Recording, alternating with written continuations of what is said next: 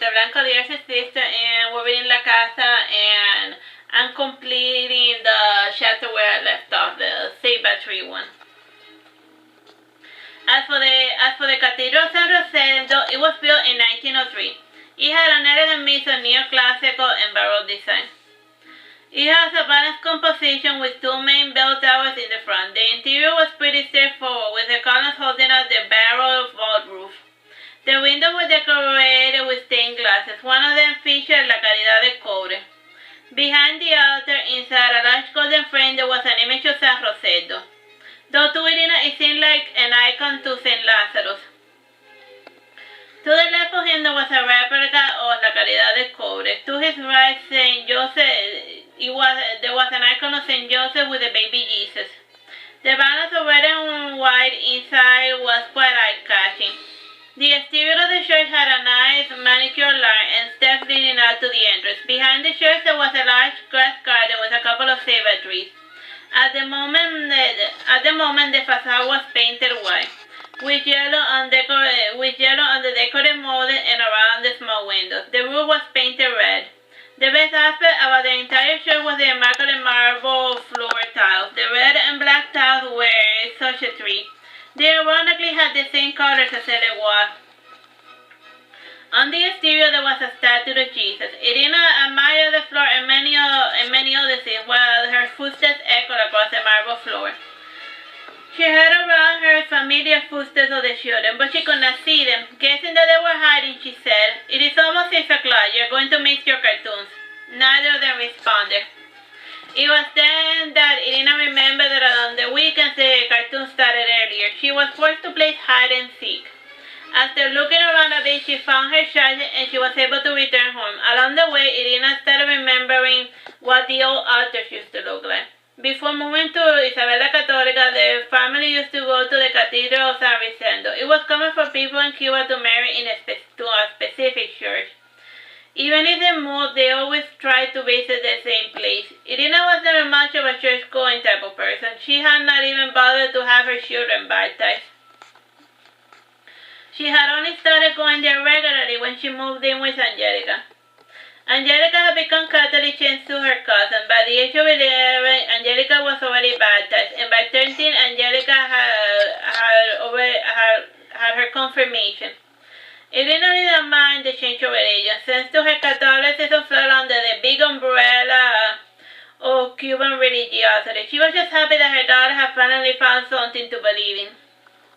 The old altars were made of lovely wood. One day, Father Carlos was putting a candle for San Rosendo when the weight of the candle caused the wood to collapse.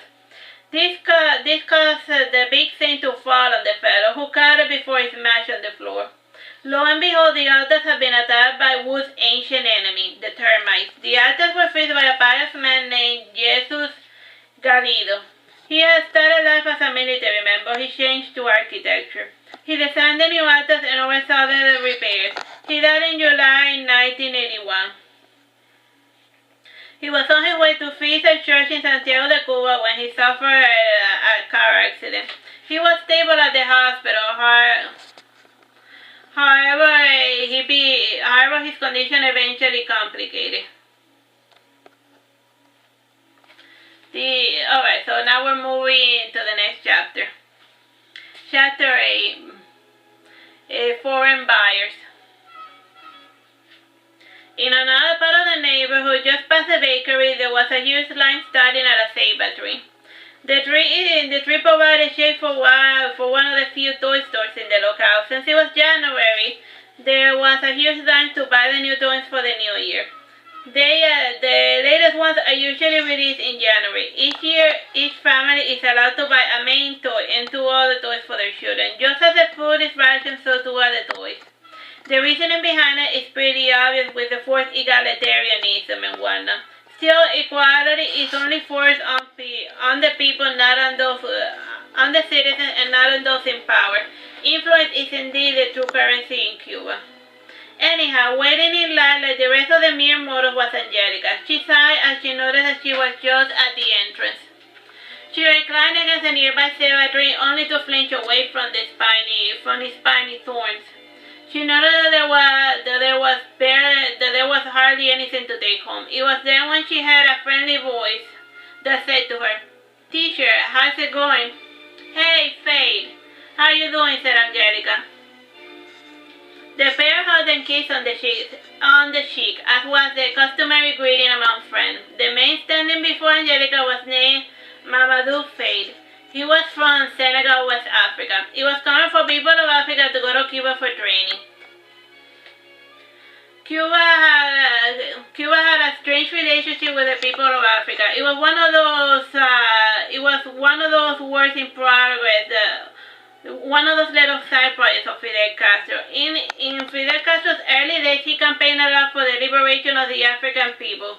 It was part of the reason why a lot of people from Africa and even African Americans wore exchange shirts. All they knew was the propaganda that Fidel Castro had fed to them. Anyhow, Mamadou was 5'4" with amber eyes, short curly hair, and ebony skin. Since he was studying to be a doctor, he had developed a delicate complexion. The lack of meat in his Cuban diet had helped to reduce his muscle mass. Still, he kept relatively healthy since he was a foreigner. Mamadou said to Angelica, "So how's it going?" "Just the same daily nonsense, though there was an interesting incident the other day," said Angelica. "Any rare diseases spotted?" asked Mamadou. "Nothing of the sort, just that they found a baby in the graveyard. It still had its umbilical cord and placenta attached to it as well." "What sort of animal would do such a thing?" asked a different person waiting in line. "That's what the CDR is trying to find out," said Angelica. "Did the baby die?" asked another gossiper. "The baby's fine.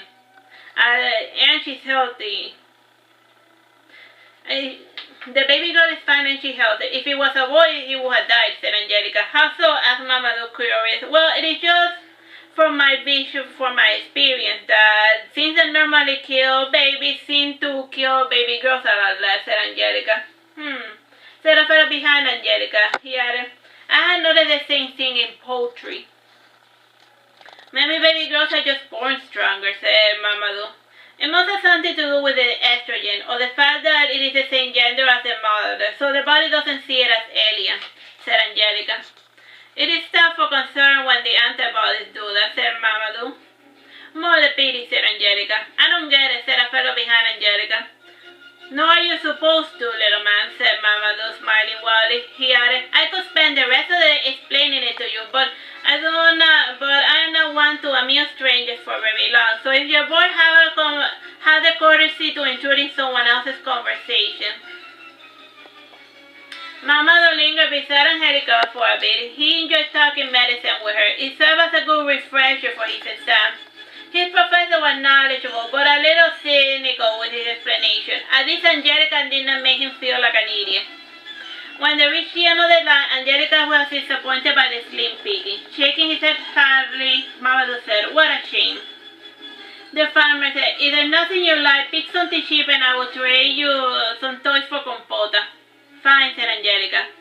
Compota was a type of baby food that kept well. In a pinch, she could provide a good source of a good nutritional supplement. Angelica acquired 6 toys for her children, and since the farmer had boys, she picked some cars, marbles, and plastic machetes. Machetes had become quite a popular toy among boys thanks to a video like this. All his episodes ended with him doing a mad charge with his army while wielding his machete. The farmer followed Angelica to her home. Mamadou followed along because he was formulating a plan. One could almost hear the gears of his head working. By the time the exchange was done, he had come up with a plan.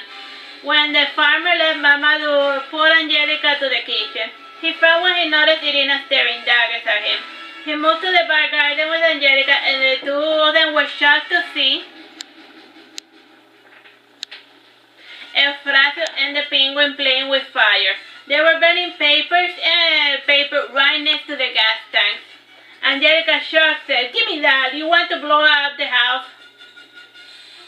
She took the magnifying glass from her son and she placed it inside her pocket. Frowning, Eufrasio said, "I'm bored." "It is better to be bored than dead. And if that gas tank gets even a little bit of fire, it will go kaboom, killing everyone in a 6-mile radius. You want our death on your conscience? What would your guard say? That it was an accident, that you were bored? Also, it's mean to... Don't do it again, you hear, said Angelica. Okay, said Eufrasio. Do not talk back to me, said Angelica, folding her arms. Eufrasio said nothing. Tell me you understand, insisted Angelica. Eufrasio opened his mouth to say something, but instead he nodded in response. Angelica hugged her son and she said, I'm just messing. Will you go play in the park, you little fire starter? Eufrasio went out of the house along with the penguin. We both shouldn't got, Mamadou said. Well, about my plan. What are you scheming now, said Angelica. As you know my position and the current climate of both here and back home, it would do me well to be seen with a lady such as yourself, said Mamadou. I'm thinking you're overthinking things again, said Irina. This is Cuba, nobody cares. But there are people from back in my village who know me, and who have been spreading false rumors about me. I need to nip this problem in the bud before my parents catch wind of it, said Mamadou. I don't like where this is going. I'm a married woman, said Angelica. Since when do you care what other people think about you, said Mamadou. Those who like you well will think good of you, and those who despise you will always think bad of you. No amount of good honorable behavior will change the simple truths of the world. If it is a day thing, I haven't got the time for it, said Angelica. Nope. And I have an even better idea, said Mamadou, smiling. It will solve both your problem and mine for the time being. Go on, yes, said Angelica with her hand. Do you know all las tiendas de amistad? Asked Mamadou. Oh, those city places, but you have to be a foreigner to buy there, said Angelica. Not necessarily. I often see the local quinceañeras with their gringo truck drivers buying all sorts of little knickknacks. As long as there is a foreigner there, the owner won't care that you're shopping, said Mamadou.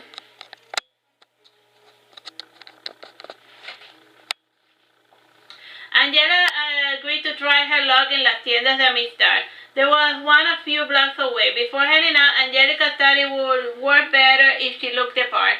Angelica put on a black skirt that was cut to the left way past her knee. She tucked in her shirt and she wore a bulbous silk shirt that was pink. The cut of the chest went past her breast. She removed her bra and she puffed up her hair.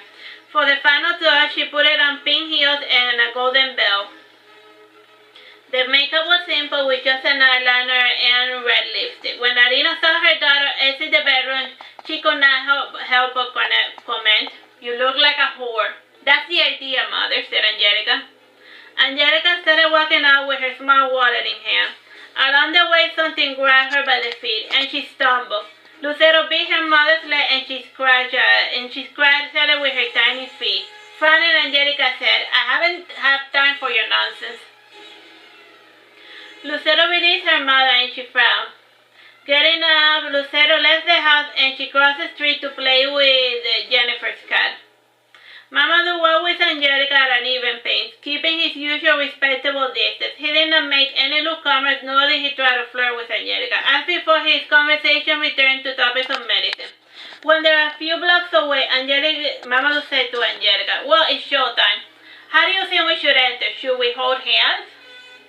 What are you? Stop acting stupid," said Angelica. "Just put your arm over my shoulder, almost reaching into my chest. And then I will put my arm around you.